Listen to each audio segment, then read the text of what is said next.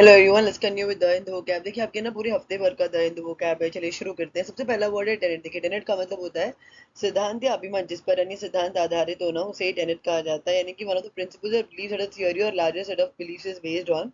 तो इसका सिनोनिम क्या हो जाएगा? प्रिंसिपल। एंटोनिम क्या हो जाएगा? डिसबिलीफ। आप इसे अपने सेंटेंस में यूज कर सकते हैं।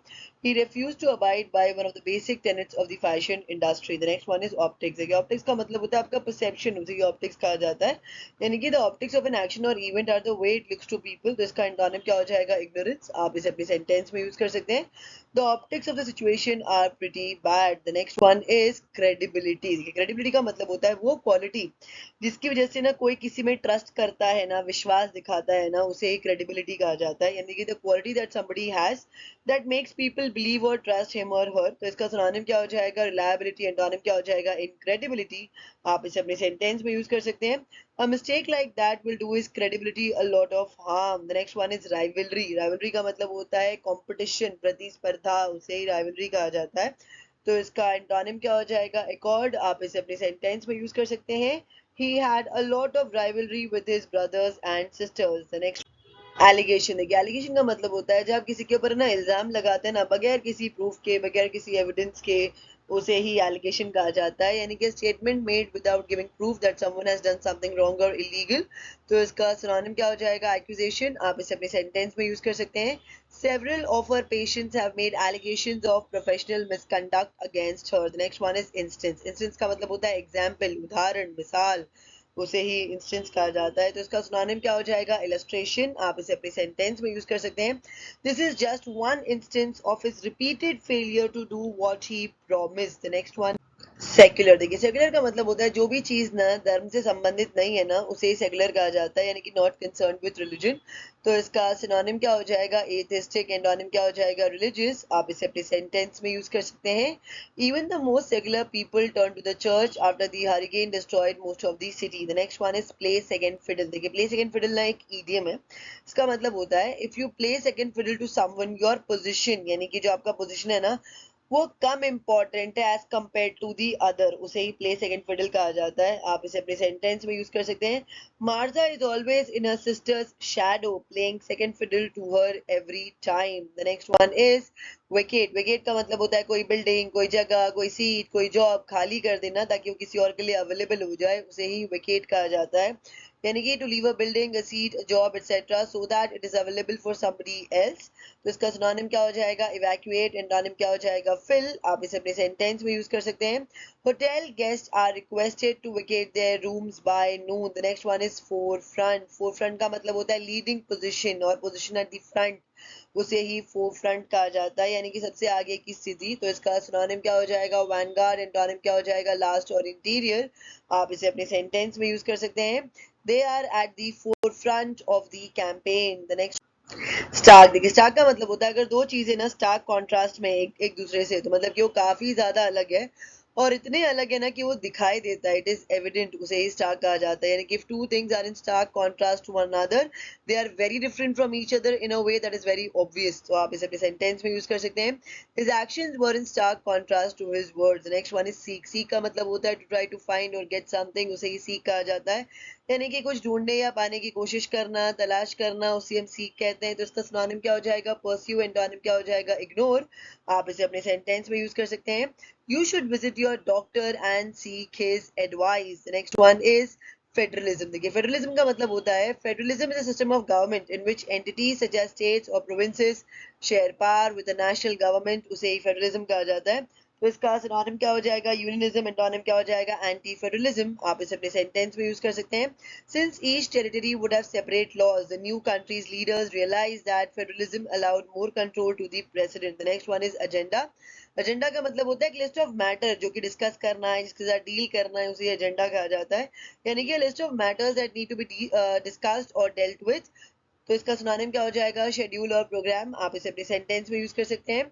There were several important items on the agenda. The next one is introspect. Introspect का मतलब होता है अपने खुद के थॉट्स को, फीलिंग्स को एनालाइज करना, समझना, एग्जामिन करना, यानी कि ना आत्मनिरीक्षण, उसे ही इंट्रोस्पेक्ट कहते हैं। तो इसका सिनोनिम क्या हो जाएगा? Self examination. आप इसे अपने सेंटेंस में यूज कर सकते हैं।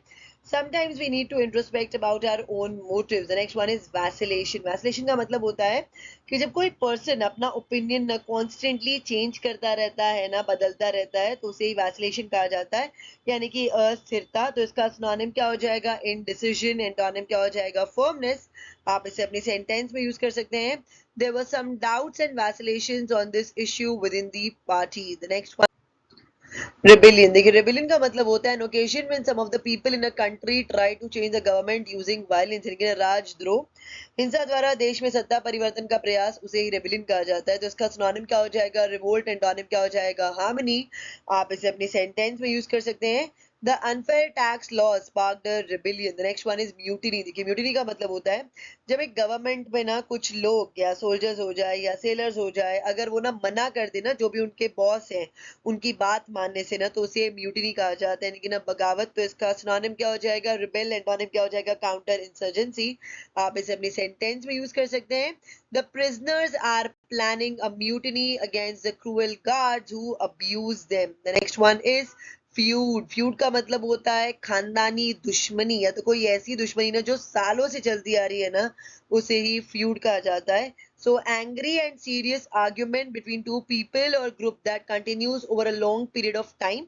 पुश्तैनी रंजिश। तो इसका सिनोनिम क्या हो जाएगा? डिस्प्यूट। एंटोनिम क्या हो जाएगा? हार्मनी और एकॉर्ड। आप इसे अपने सेंटेंस में यूज कर सकते हैं। Because of a family feud, they did not see each other for a decade. The next one is decade. Decade का मतलब होता है 10 वर्ष की अवधि, यानी कि a period of 10 years, उसे ही decade कहा जाता है। आप इसे अपने सेंटेंस में यूज कर सकते हैं। India attained independence in 1947 after decades of struggle. The next one is iron fist. देखिए आयरन फिस्ट का मतलब होता है कोई पर्सन अगर आयरन फिस्ट पॉलिसी या आयरन फिस्ट अप्रोच अगर यूज करता है ना, तो मतलब कि वो लोगों के साथ या सिचुएशन के साथ है ना बहुत ही स्ट्रिक्ट और क्रूएल वे में डील करता है, उसे ही आयरन फिस्ट कहते हैं। यानी कि एन आयरन फिस्ट पॉलिसी और approach is the one which deals with people and situation in a very strict and cruel way. आप इसे अपनी सेंटेंस में यूज कर सकते हैं। He runs the company with an iron fist. The next one is dissent. Dissent का मतलब होता है to dissent is to publicly disagree with an official opinion or decision. उसे ही dissent कहते हैं, यानी कि ना disagreement। तो इसका एंटोनिम क्या हो जाएगा? agreement। आप इसे अपने सेंटेंस में यूज कर सकते हैं। Anyone wishing to dissent from the motion should now raise their hand. The next one is betrayal. Betrayal का मतलब होता है धोखा, विश्वासघात, उसे ही betrayal कहा जाता है, यानी कि an act of deliberate disloyalty. तो इसका सिनोनिम क्या हो जाएगा? परफिडी। एंटोनिम क्या हो जाएगा? लॉयल। आप इसे अपनी सेंटेंस में यूज कर सकते हैं। Infidelity is the ultimate betrayal. The next one is dismissal. Dismissal का मतलब होता है किसी को उसके जॉब से बर्खास्त कर देना या कोई चीज स्वीकार करने से मना कर देना, उसे डिसमिसल कहते हैं, यानी कि the situation in which an employer officially make someone leave their job. तो इसका सिनोनिम क्या हो जाएगा? फायरिंग। एंटोनिम क्या हो जाएगा? रिकॉल और रिहायर। आप इसे अपने सेंटेंस में यूज कर सकते हैं। Her dismissal came as a bolt from the blue. The next award. देखिए अवर्ड का मतलब होता है किसी अप्रिय घटना को घटने से रोक लेना, अप्रिय स्थिति का निवारण करना, उसे टाल देना, उसे ही अवर्ड कहा जाता है, यानी कि टू प्रिवेंट समथिंग अनप्लेजेंट। तो इसका सिनोनिम क्या हो जाएगा? प्रिवेंट। एंटोनिम क्या हो जाएगा? प्रमोट और असिस्ट। आप इसे अपने सेंटेंस में यूज कर सकते हैं। Negotiations continued all day to avert a strike. The next one is rivalry. Rivalry का मतलब होता है competition, दो लोगों के बीच में, दो ग्रुप के बीच में, उसे ही राइवलरी कहा जाता है। तो इसका सिनोनिम क्या हो जाएगा? बैटल और ड्यूअल। एंटोनिम क्या हो जाएगा? पीस और हार्मनी। आप इसे अपनी सेंटेंस में यूज कर सकते हैं। Their old rivalry soon surfaced when they met again. The next one is geriatric. Geriatric का मतलब होता है जब भी आप ये वर्ड geriatric सुनेंगे ना, मतलब it is concern with the elderly people, उसे ही जेरियाट्रिक कहा जाता है, यानी कि फॉर और रिलेटिंग टू ओल्ड पीपल। तो इसका एंटोनिम क्या हो जाएगा? यंग। आप इसे अपनी सेंटेंस में यूज कर सकते हैं। She gave up general medicine to specialise in geriatric medicine. The next one is exile. Exile का मतलब होता है if you say that someone has been exiled from a particular place or situation, you mean that they have been sent away from it or removed from it against their will, यानी कि ना राजनीतिक कारणों से अपने ही देश से बाहर रहने के लिए विवश व्यक्ति, उसे एक्साइल कहते हैं। तो इसका सिनोनिम क्या हो जाएगा? एक्सपल्शन। एंटोनिम क्या हो जाएगा? रिटर्न। आप इसे अपने सेंटेंस में यूज कर सकते हैं। The deposed leaders are currently in exile in the neighboring country. The next one is escalate, escalate का मतलब होता है किसी स्थिति का अधिक तीव्र हो जाना या करना या अधिक गंभीर बनना या उसे बना देना, उसे एस्केलेट कहा जाता है। यानी कि to cause something to become stronger or more serious. तो इसका सिनोनिम क्या हो जाएगा? इंक्रीज। एंटोनिम क्या हो जाएगा? डिक्रीज। आप इसे अपनी सेंटेंस में यूज कर सकते हैं। As the war between the two countries escalated, it threatened to become a global conflict. The next one is dismantle. Dismantle का मतलब होता है to take something to pieces or to separate something into the parts it is made from, यानी कि ना किसी वस्तु को खंडित करना या टुकड़े टुकड़े कर देना या किसी मशीन आदि के ना पार्ट पुर्जे खोल देना, उसे डिसमेंटल कहते हैं। तो इसका सिनोनिम क्या हो जाएगा? डिटैच। एंटोनिम क्या हो जाएगा? कंस्ट्रक्ट। आप इसे अपनी सेंटेंस में यूज कर सकते हैं। If you disagree, then dismantle the argument with some sort of well-argued counter proposition. The next one is presiding. Presiding का मतलब होता है to be in charge of a discussion or meeting etc. यानी कि ना किसी डिस्कशन का, किसी मीटिंग का हेड होना, उसे ही प्रिसाइडिंग कहा जाता है। यानी कि परिचर्चा, बैठक आदि की अध्यक्षता करना। इसका सिनोनिम क्या हो जाएगा? चीफ। एंटोनिम क्या हो जाएगा? सबऑर्डिनेट। आप इसे अपने सेंटेंस में यूज कर सकते हैं। The role of the presiding officer is to manage meetings. The next one is trigger. Trigger का मतलब होता है the cause of a particular reaction or event, especially a bad one. यानी कि किसी रिएक्शन का या किसी इवेंट का जो कारण होता है ना, स्पेशली गंदे रिएक्शन या गंदे इवेंट का ना, उसे ही ट्रिगर कहा जाता है। तो इसका सिनोनिम क्या हो जाएगा? स्टिमुलस। आप इसे अपने सेंटेंस में यूज कर सकते हैं। There are fears that the incident may be a trigger for more violence in the capital. The next one is mounting. Mounting का मतलब होता है increasing, यानी कि ना बढ़ता हुआ, उसे ही mounting कहते हैं। तो इसका सिनोनिम क्या हो जाएगा? increasing। एंटोनिम क्या हो जाएगा? decreasing। आप इसे अपने सेंटेंस में यूज कर सकते हैं। There has been mounting international criticism of the move. The next one is strategic. Strategic का मतलब होता है helping you to achieve a plan और गिविंग यू एन एडवांटेज, यानी कि लक्ष्य की प्राप्ति में सहायक युक्ति, या आपने कोई ऐसा ना प्लान बनाया है जिससे कि आपने जो भी सोच रखा है ना, आप उसे ना अचीव कर सके ना, उसे ही स्ट्रेटेजिक कहा जाता है। तो इसका सिनोनिम क्या हो जाएगा? डिसिसिव। एंटोनिम क्या हो जाएगा? इनसिग्निफिकेंट। आप इसे अपने सेंटेंस में यूज कर सकते हैं। This is a strategic goal that could make और break the company. The next one is just. Just का मतलब होता है फेयर एंड राइट, रीजनेबल होना, उसे ही जस्ट कहते हैं, यानी कि ना उचित और सही, न्याय संगत। तो इसका सिनोनिम क्या हो जाएगा? लेजिटिमेट। एंटोनिम क्या हो जाएगा? अनफेयर। आप इसे अपने सेंटेंस में यूज कर सकते हैं। द जज sentence was perfectly just in the circumstances. The next one gambit. देखिए गैम्बिट का मतलब होता है एक ऐसा एक्शन या सेट ऑफ एक्शन जो आप करते हैं ताकि आप है ना एडवांटेज गेन कर सके किसी सिचुएशन में या किसी गेम में, उसे ही गैम्बिट कहा जाता है। So a gambit is an action or set of actions which you carry out in order to try to gain an advantage in a situation or game. तो इसका सिनोनिम क्या हो जाएगा? रूज। आप इसे अपने सेंटेंस में यूज कर सकते हैं। Their promise to lower taxes is clearly an election year gambit. The next one is unprecedented. इसका मतलब होता है कोई ऐसी चीज जो आज तक कभी ना हुई नहीं है ना, उसे ही अनप्रेसिडेंटेड कहते हैं, यानी कि नेवर हैविंग हैपेंड और एग्जिस्टेड बिफोर। तो इसका सिनोनिम क्या हो जाएगा? स्ट्रेंज। एंटोनिम क्या हो जाएगा? फेमिलियर। आप इसे अपने सेंटेंस में यूज कर सकते हैं। The damage caused by the hurricane is unprecedented and has never been experienced before in this country. The next one propel. देखिए प्रोपेल का मतलब होता है किसी को आगे की तरफ धकेलना या चलाना, बेसिकली एनकरेज करना, पुश करना, उसे ही प्रोपेल कहते हैं। यानी कि टू मूव, ड्राइव और पुश somebody और समथिंग फॉरवर्ड और इन अ पर्टिकुलर डायरेक्शन। तो इसका सिनोनिम क्या हो जाएगा? पुश और एनकरेज। एंटोनिम क्या हो जाएगा? डिस्करेज और हिंडर। आप इसे अपने सेंटेंस में यूज कर सकते हैं। The film propelled him to international stardom. The next one is ally. देखिए ally के ना दो मतलब होते हैं। एक ally का मतलब होता है कोई ऐसा व्यक्ति जो आपको ना तब सपोर्ट कर रहा है, हेल्प कर रहा है जब सब लोग आपके ना अगेंस्ट है, उसी ally कहा जाता है। यानी कि a person who helps and supports you especially when other people are against you. और एक ally का मतलब होता है एक ऐसा कंट्री जिसने ना ऑफिशियली ना अग्री किया है हेल्प करने को, सपोर्ट करने को दूसरे कंट्री को जो कि किसी ना वॉर में इन्वॉल्व है, उसे भी हम ally ही कहते हैं। यानी कि a country that has agreed officially to give help and support to another one specially during a war. तो इसका सिनोनिम क्या हो जाएगा? सपोर्टर। एंटोनिम क्या हो जाएगा? एनिमी। आप इसे अपने सेंटेंस में यूज कर सकते हैं। After finding out that Ray was cheating on them both, the two women decide to become allies in a plot to pay him back. The next one is perspective. देखिए perspective का मतलब होता है कि आपका क्या ओपिनियन है, आपका क्या एटीट्यूड है किस चीज को लेके, उसे ही पर्सपेक्टिव कहा जाता है। लेकिन आपका राय, आपका दृष्टिकोण, आपका मत, that is called as perspective. तो इसका सिनोनिम क्या हो जाएगा? Viewpoint. आप इसे अपने सेंटेंस में यूज कर सकते हैं।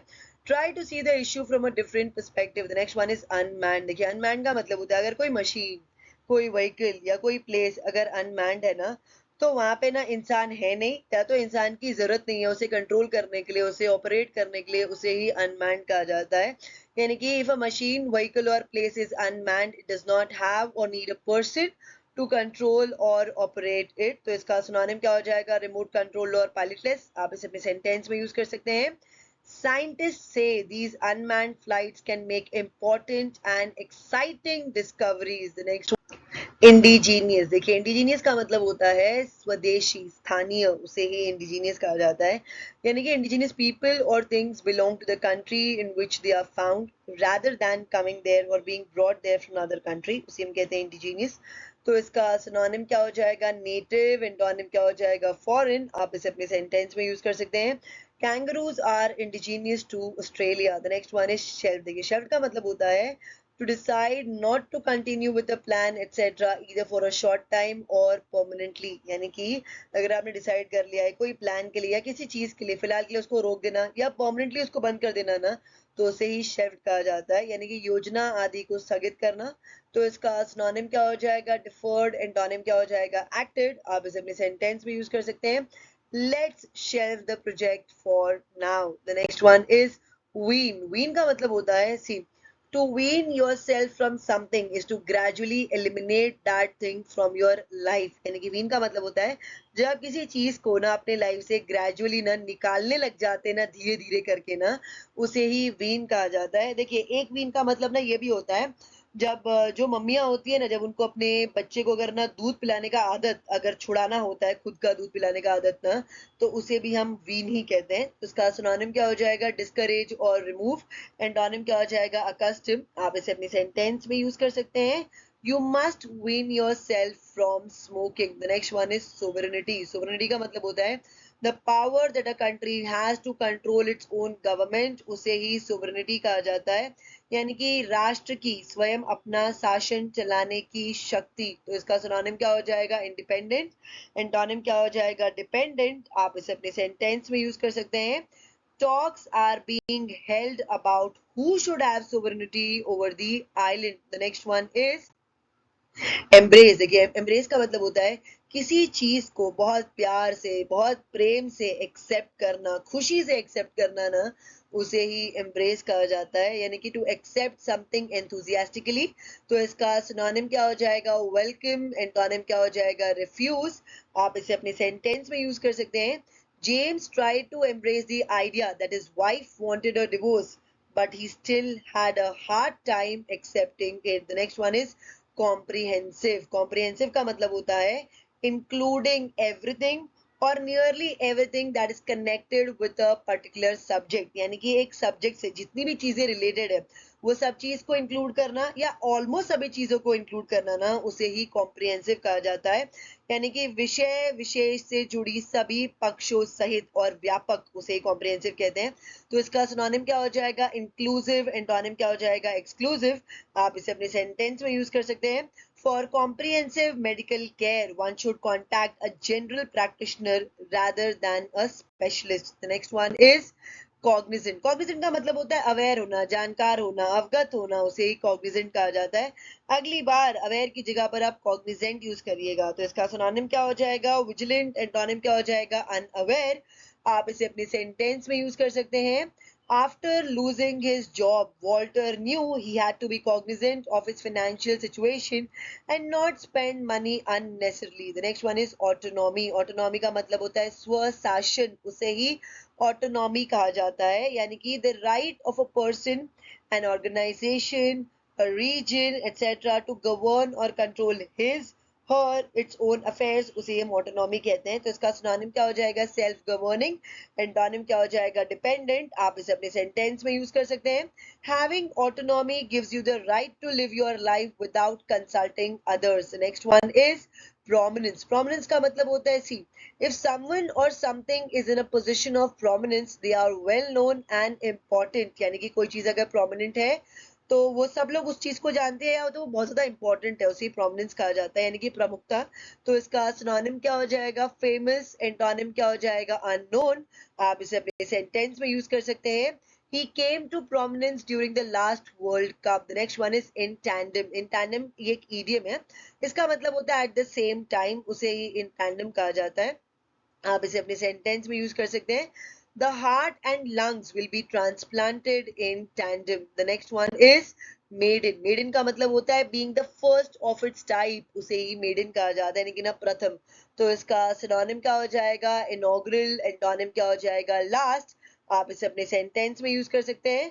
The Titanic sank on its maiden voyage. The next one is summit. Summit का मतलब होता है an important meeting or series of meetings between the leaders of two or more countries. उसे ही summit कहते हैं। आप इसे अपने सेंटेंस में यूज कर सकते हैं।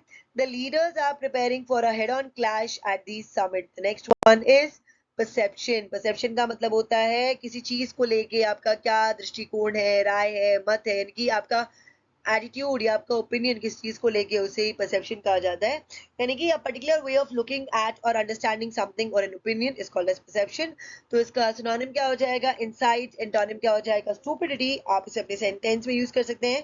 These photographs will affect peoples perception of war. The next one is when. When का मतलब होता है कोई चीज अगर धीरे धीरे ना वीक होते जा रही है या कम इंपॉर्टेंट होते जा रही है ना, तो उसे ही वेन कहा जाता है, यानी कि क्षीण होना या कम हो जाना। तो इसका सिनोनिम क्या हो जाएगा? डिक्रीज। एंटोनिम क्या हो जाएगा? इंक्रीज। आप इसे अपने सेंटेंस में यूज कर सकते हैं। By the late 70s, the band's popularity was beginning to wane. The next inaugural. देखिए इनॉग्रल का मतलब होता है an inaugural event is the first in a series of planned event. उसे इनॉग्रल कहते हैं कि ना इनिशियल। तो इसका एंटोनिम क्या हो जाएगा? फाइनल। आप इसे अपने सेंटेंस में यूज कर सकते हैं। They later attended the inauguration of the university. The next one is commence. Commence का मतलब होता है आरंभ, यानी कि स्टार्ट और बिगिन, उसे ही कमेंस कहा जाता है। तो इसका सिनोनिम क्या हो जाएगा? लॉन्च। एंटोनिम क्या हो जाएगा? एंडेड। आप इसे अपने सेंटेंस में यूज कर सकते हैं। The performances will commence in a minute. The next one is jinx. Jinx का मतलब होता है बदकिस्मती, यानी कि ना बैड लक। जैसे कि लोगों को लगता है ना कि कोई पर्सन या कोई चीज अगर उन्हें बैड लक लेके आ रहा है ना, तो उसे ही जिंक्स कहा जाता है। तो इसका सिनोनिम क्या हो जाएगा? कर्स। एंटोनिम क्या हो जाएगा? चार्म। आप इसे अपने सेंटेंस में यूज कर सकते हैं। Because her past marriage failed the woman is worried she will jinx her relationship if she ties a knot again. Next one is gimmicky. Gimmicky का मतलब होता है, देखिए if you describe something as gimmicky, now you think it has features which are not necessary or useful and whose only purpose is to attract attention or publicity. यानी कि अगर आप किसी चीज को गिमिकी डिस्क्राइब करते हैं तो उस चीज में ना वैसे फीचर्स नहीं है जो कि जरूरी है या यूजफुल है, बल्कि वो बनाया इसलिए गया है ताकि आप लोगों का ना अटेंशन अट्रैक्ट कर सके, पब्लिसिटी गेन कर सके, उसे ही गिमिकी कहा जाता है। आप इसे अपने सेंटेंस में यूज कर सकते हैं। The campaign was gimmicky but it had a serious side to it. The next unveiling. Unveiling का मतलब होता है सार्वजनिक रूप से किसी वस्तु को प्रथम बार प्रदर्शित करना या किसी वस्तु का अनावरण करना, उसे ही अनवीलिंग कहा जाता है, यानी कि to show something new to the public for the first time, उसे हम कहेंगे अनवीलिंग। तो इसका सिनोनिम क्या हो जाएगा? डिस्क्लोज। एंटोनिम क्या हो जाएगा? कंसील। आप इसे अपने सेंटेंस में यूज कर सकते हैं। The company recently unveiled a test version of its new search engine. The next one is frenzied. Frenzied का मतलब होता है कोई चीज अगर वाइल्ड हो या आउट ऑफ कंट्रोल हो ना, तो उसे ही फ्रेंजीड कहा जाता है, यानी कि ना उत्तेजित और बेकाबू। तो इसका सिनोनिम क्या हो जाएगा? एजिटेटेड। एंटोनिम क्या हो जाएगा? कंपोज्ड। आप इसे अपने सेंटेंस में यूज कर सकते हैं। The office was a scene of frenzied activity this morning. The next one is former. Former का मतलब होता है पूर्व काल का, जिसे आप लोग एक्स कहते हैं ना, उसे फॉर्मर कहा जाता है, यानी कि ना of an earlier time belonging to the past. तो इसका सिनोनिम क्या हो जाएगा? अर्स्टवाइल। एंटोनिम क्या हो जाएगा? फ्यूचर। आप इसे अपने सेंटेंस में यूज कर सकते हैं। The two teachers are former singers from the choir. The next one is propagate. Propagate का मतलब होता है प्रचार, यानी कि if people propagate an idea or piece of information, they spread it and try to make people believe it or support it. यानी कि अगर कोई पर्सन अगर किसी आइडिया को या किसी इंफॉर्मेशन को अगर प्रोपगेट करता है ना, तो उसको ना फैला रहा है सब जगह और लोगों को ना विश्वास भी दिला रहा है उस चीज में और बोल भी रहा है सपोर्ट करने के लिए, उसे प्रोपगेट कहते हैं। तो इसका सिनोनिम क्या हो जाएगा? स्प्रेड। एंटोनिम क्या हो जाएगा? कंसील। आप इसे अपने सेंटेंस में यूज कर सकते हैं। In order to win the election the candidate will propagate false stories about his opponent. The next one is proverbial, proverbial का मतलब होता है जाना माना, यानी कि well known and talked about by lot of people, उसे ही प्रोवर्बियल कहा जाता है। तो इसका सिनोनिम क्या हो जाएगा, एक्सेप्टेड, एंटोनिम क्या हो जाएगा, अनकन्वेंशनल। आप इसे अपने सेंटेंस में यूज कर सकते हैं, let's not count our proverbial chickens. The next one is subsequently, इसका मतलब होता है आफ्टरवर्ड, यानी कि बाद में, उसे ही सब्सिक्वेंटली कहा जाता है। तो इसका सिनोनिम क्या हो जाएगा, लेटर, एंटोनिम क्या हो जाएगा, प्रीवियसली। आप इसे अपने सेंटेंस में यूज कर सकते हैं, he was badly injured in the crash and subsequently died। Aloof, aloof का मतलब होता है कोई पर्सन अगर दूसरे लोगों के साथ अगर फ्रेंडली नहीं है या दूर दूर रहता है या मेलजोल नहीं बढ़ाता है ना, तो उसे ही अलूफ कहा जाता है, यानी कि not friendly to other people और when they are distant, that is called as aloof. तो इसका सिनोनिम क्या हो जाएगा, डिस्टेंट, एंटोनिम क्या हो जाएगा, सोशल। आप इसे अपने सेंटेंस में यूज कर सकते हैं, he often keeps aloof when we chat together। the next one is reluctance, reluctance का मतलब होता है not wanting to do something because you are not sure it is the right thing to do, यानी कि जब आप hesitant होते हैं ना कोई काम करने से, क्योंकि आप श्योर नहीं है कि वो चीज सही है कि नहीं है ना, तो उसे ही रिलक्टेंस कहा जाता है। तो इसका सिनोनिम क्या हो जाएगा, हेजिटेंट, एंटोनिम क्या हो जाएगा, इंक्लाइंड। आप इसे अपने सेंटेंस में यूज कर सकते हैं, I accepted his resignation with great reluctance। Regime, regime का मतलब होता है शासन प्रणाली या व्यवस्था, यानी कि विशेषता ऐसी जो कि निष्पक्ष रूप से निर्वाचित नहीं है, उसे ही रेजिम कहा जाता है, यानी कि मेथड और system of government specially one that has not been elected in a fair way. तो इसका सिनोनिम क्या हो जाएगा, रीन। आप इसे अपने सेंटेंस में यूज कर सकते हैं, the regime was a very incarnation of evil. The next one is soft power, soft power का मतलब होता है कोई कंट्री अगर अपना कल्चरल या इकोनॉमिक इन्फ्लुएंस ने यूज कर रहा है ना to persuade other countries to do something rather than use of military power, उसे ही सॉफ्ट पावर कहा जाता है। आप इसे अपने सेंटेंस में यूज कर सकते हैं, the path is long but soft power will triumph. The next one, festering. देखिए फेस्टरिंग का मतलब होता है कोई चीज बढ़ रही है, फैल रही है, मगर अच्छे तरीके में नहीं ना, उसे फेस्टरिंग कहते हैं, लेकिन ना सड़ना। तो इसका सिनोनिम क्या हो जाएगा, डीकेइंग, एंटोनिम क्या हो जाएगा, डेवलपिंग। आप इसे अपने सेंटेंस में यूज कर सकते हैं, it is better to express your anger than let it fester inside you, यानी कि अपने गुस्से को हमेशा एक्सप्रेस करना ही अच्छा होता है, ना कि उसको अंदर अंदर रखे रखे दबा कर उसको और बढ़ाना और फैलाना, इससे आपको ही दिक्कत होगा, है कि नहीं। The next one is scandal, scandal का मतलब होता है कोई ऐसा काम जिससे ना बदनामी हो जाए ना, उसे स्कैंडल कहा जाता है। तो इसका सिनोनिम क्या हो जाएगा, डिफेमेशन, एंटोनिम क्या हो जाएगा, गुड डीड। आप इसे अपने सेंटेंस में यूज कर सकते हैं, it was a political scandal which damaged a lot of reputation.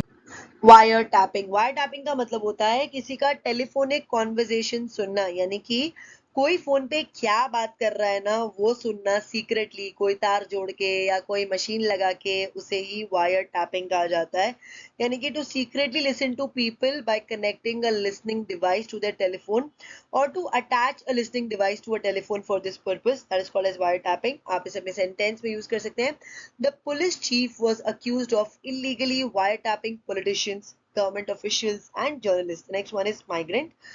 migrant का मतलब होता है काम के लिए जगह जगह जाने वाला व्यक्ति, उसे ही migrant कहा जाता है, यानी कि a person who moves from place to place looking for work।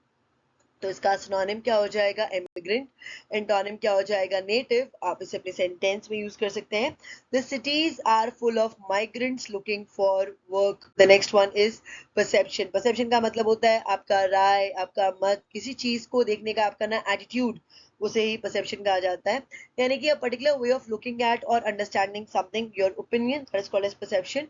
तो इसका सिनोनिम क्या हो जाएगा, इंसाइट, एंटोनिम क्या हो जाएगा, स्टूपिडिटी। आप इसे अपने सेंटेंस में यूज कर सकते हैं, I was shocked to learn of the perception people have of me। The next one is protest। protest का मतलब होता है विरोध प्रदर्शन करना, उसे ही protest कहा जाता है, यानी कि to say or show that you do not approve of or agree with something especially publicly, that is called as protest।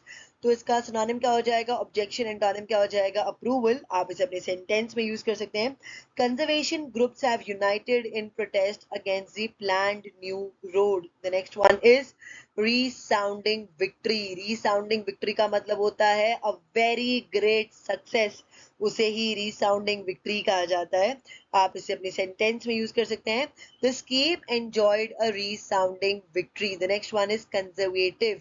conservative का मतलब होता है कोई ऐसा person जिसे ना बदलाव पसंद नहीं है, यानी कि जिसे चेंज पसंद नहीं है, उसे ही कंजर्वेटिव कहा जाता है, यानी कि a person who does not like change रूढ़िवादी व्यक्ति। तो इसका सिनोनिम क्या हो जाएगा? ट्रेडिशनल। एंटोनिम क्या हो जाएगा? चेंजेबल। आप इसे अपने सेंटेंस में यूज कर सकते हैं।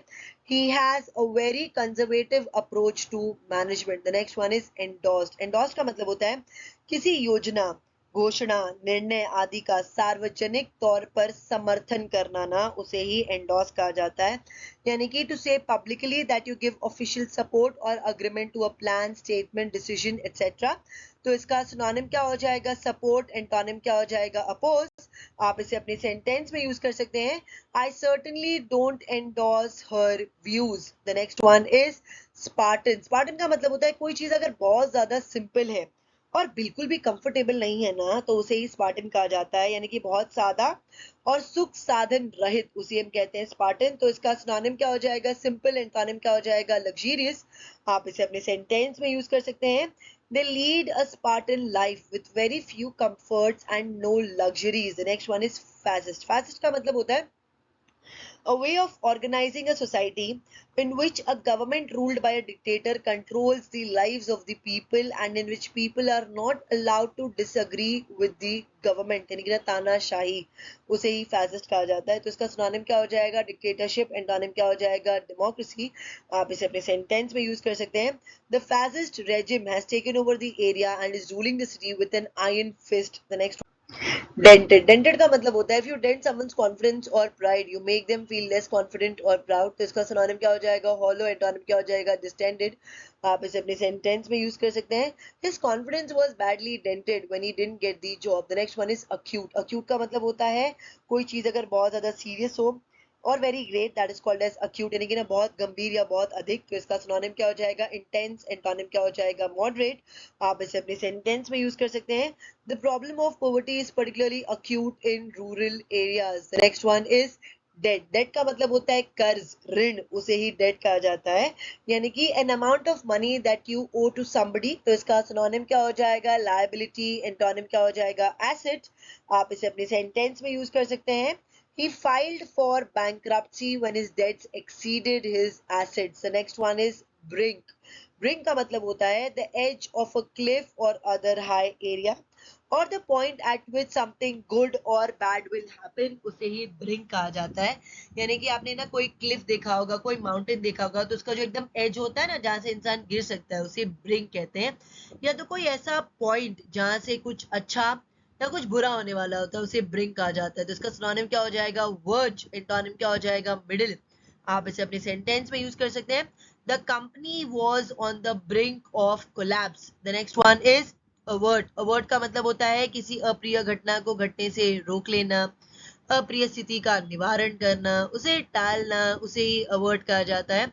यानी कि टू प्रिवेंट समथिंग अनप्लेजेंट। तो इसका सिनोनिम क्या हो जाएगा? प्रिवेंट। एंटोनिम क्या हो जाएगा? प्रमोट और assist.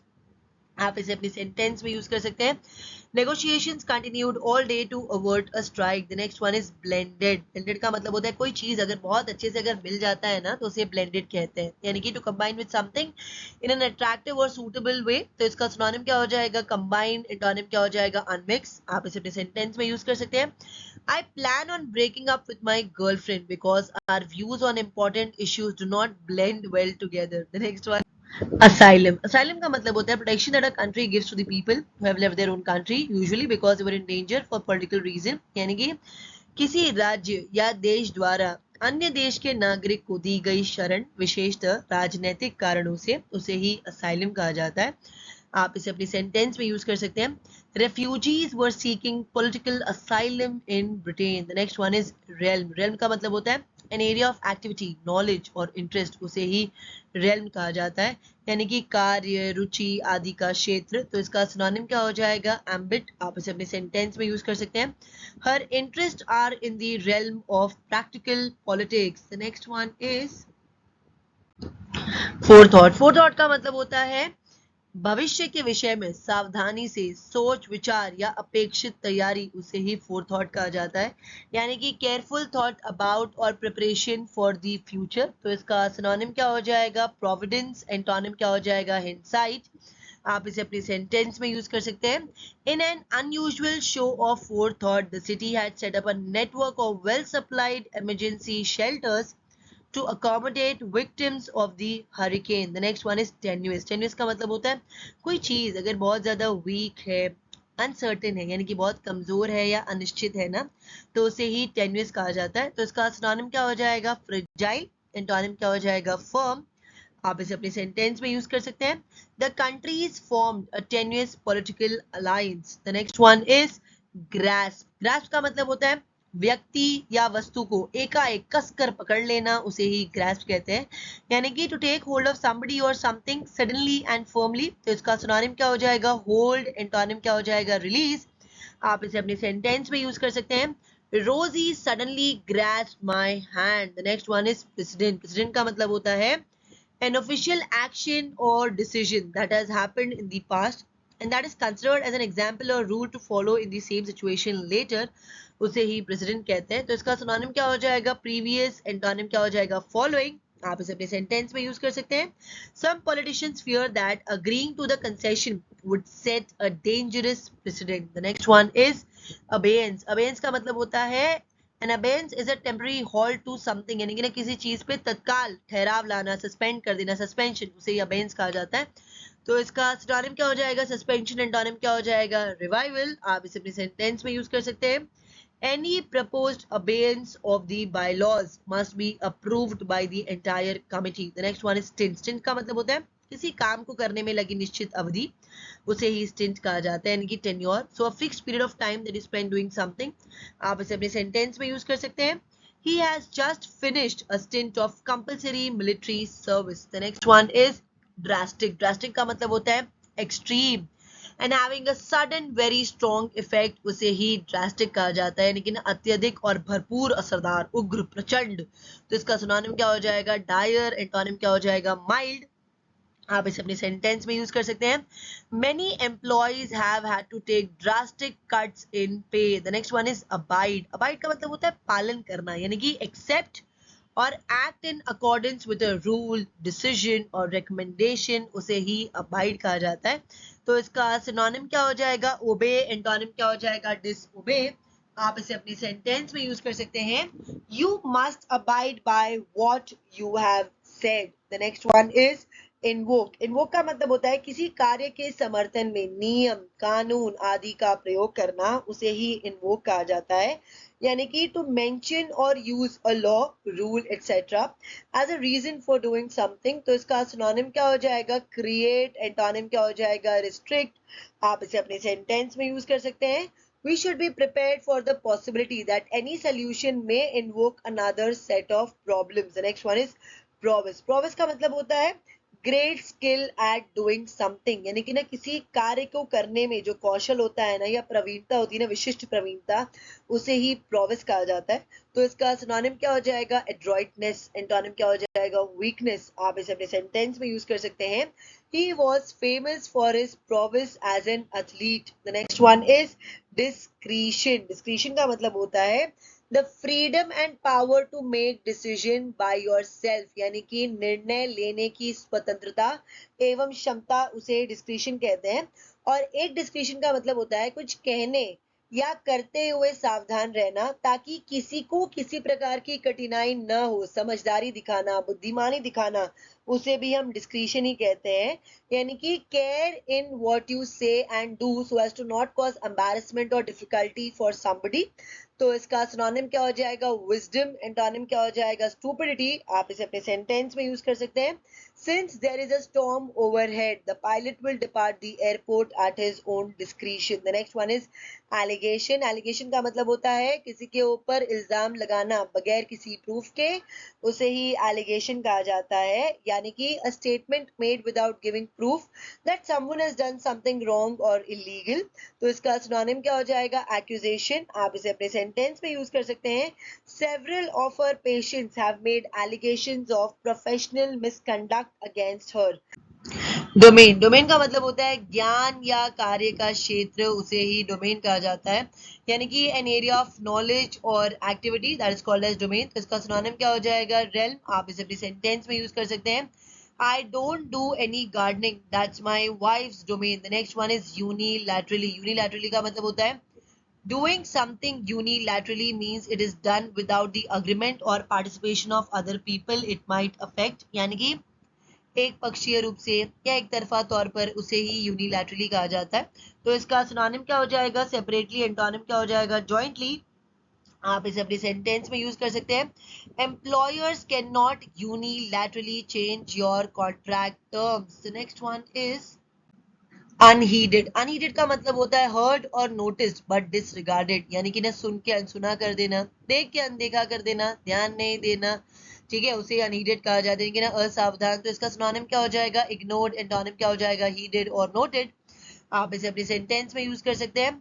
The advice of experts went unheeded. The next one is mandatory. Mandatory का मतलब होता है जो भी चीज ना कंपलसरी है, अनिवार्य है, उसे ही मैंडेटरी कहा जाता है, यानी कि that you must do, have, obey etcetera. तो इसका एंटोनिम क्या हो जाएगा, ऑप्शनल। आप इसे अपने सेंटेंस में यूज कर सकते हैं। In 1991, the British government made it mandatory to wear rear seat belts in cars. The next one is laundering. Laundering का मतलब होता है काले धन को विदेशी बैंक में जमा करना या कानून सम्मत व्यापार में लगाना, उसे ही लॉन्डरिंग कहा जाता है, यानी कि to move money that somebody has got illegally into foreign bank accounts or legal businesses so that it is difficult for people to know where the money has come from. आप इसे अपने sentence में use कर सकते हैं। Officials were accused of laundering the stolen funds overseas before returning them to the US. The next one is erstwhile. Erstwhile का मतलब होता है in the past, भूतपूर्व, पूर्व काल में, उसे ही erstwhile कहा जाता है। तो इसका सिनोनिम क्या हो जाएगा, फॉर्मर। एंटोनिम क्या हो जाएगा, करंट। आप इसे अपने सेंटेंस में यूज कर सकते हैं। erstwhile workers may have become managers. That's it for today. अगर आपको वीडियो अच्छा लगा तो इसे लाइक करें, शेयर करें, कमेंट करें, साथ ही साथ मेरे चैनल को सब्सक्राइब करें। Thank you.